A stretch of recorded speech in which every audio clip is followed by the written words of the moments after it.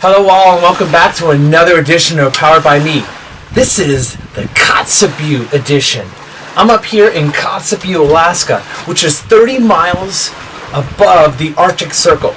Not very many people come around these parts. There are roughly around 3,000 people in this small village. And as I was touring the countryside, aside from all these mosquitoes that are around here, I came across this old barge. Lovely barge caused me to come up with an idea for a photo shoot. How this barge got here, don't really know. I know it's landed up adrift, and obviously it hasn't been moving in quite some time. But this barge, if it could talk, would truly have some wonderful stories, some horrible stories as well, much like all of us. And so this barge has inspired me to get to the beginning of my story.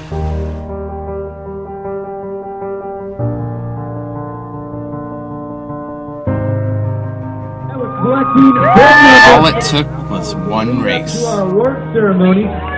Here's a nice finish for Raphael Jr. I was hooked into the world of triathlon. It became the outlet to help me cope with and release the negativity from a bitter divorce. I was soaring on a natural high and rekindling my drive to compete. It was a tremendous undertaking to get into race form, I'll admit that. But I wasn't going to let a little sweat and hard work get in the way. Being pushed to improve myself by my friends allowed me to tap into a confidence only they could see. Finding my soulmate was icing on the cake. That led to an idea for a team name, letting others know that we all need to dig deep and push our limits. Little did I know that 1 year later, this mantra would put me face to face with an unbelievable challenge. I joined the cross-country team in high school and looked to my coaches as father figures, instilling drive, determination, and a strong work ethic. After a little convincing, I joined the wrestling team, where I learned that each match was like a problem in life. You must figure out a way to solve it, or you must adapt when you fail. I wanted to reach 180 pounds after high school. Well, life saw that 30-pound jump and raised it to 59. Sure, I was still a weekend warrior, riding my motorcycle, playing softball, flag football, and even paintball. But my unhealthy lifestyle and marriage woes began to take its toll on my career as a teacher, coach, mentor for my students, and my body as well. Although I had gone to a physical therapist for straining my right lower lumbar twice in my 20s, the intermittent pain returned in my 30s. Then I started getting pain in my hip, especially when I was riding my motorcycle. It would just really ache and feel like I dislocated it. And so I would take ibuprofen for that, as well as my lower back. After some badgering, I decided to take up an offer for a $30 full chiropractic exam. I thought it was a total gimmick.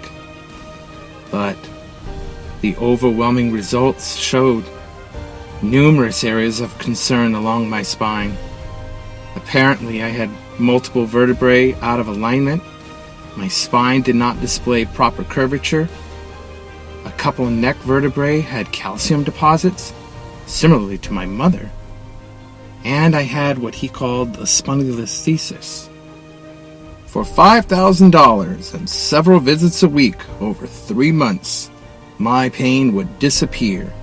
He said that my hip pain was caused apparently by the height difference between my legs, and which that caused some misalignment in my spine.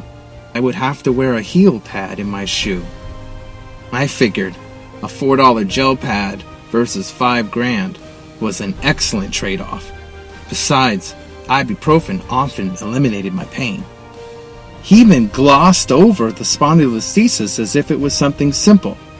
I couldn't figure out how he was going to move a vertebrae back into place. With the pad in my shoe and peace of mind that the pain would soon dissipate, I felt at ease. After finalizing my divorce in 2012 and achieving a healthier lifestyle, I finally felt like I got a second chance to do what I wanted in life.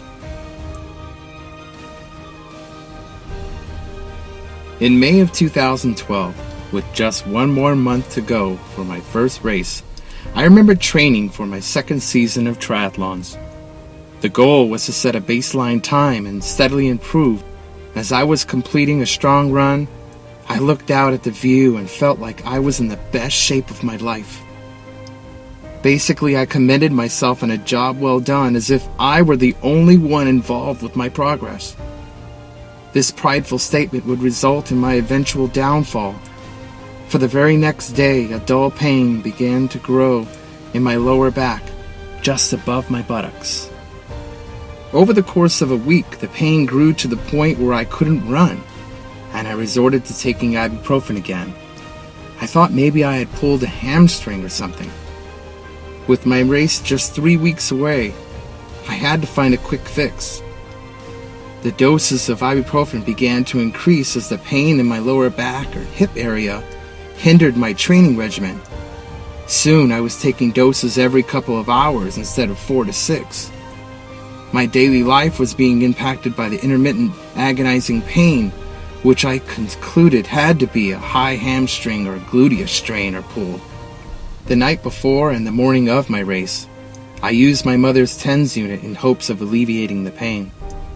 As a precaution, I took 8 ibuprofen to handle what was becoming an excruciating pain.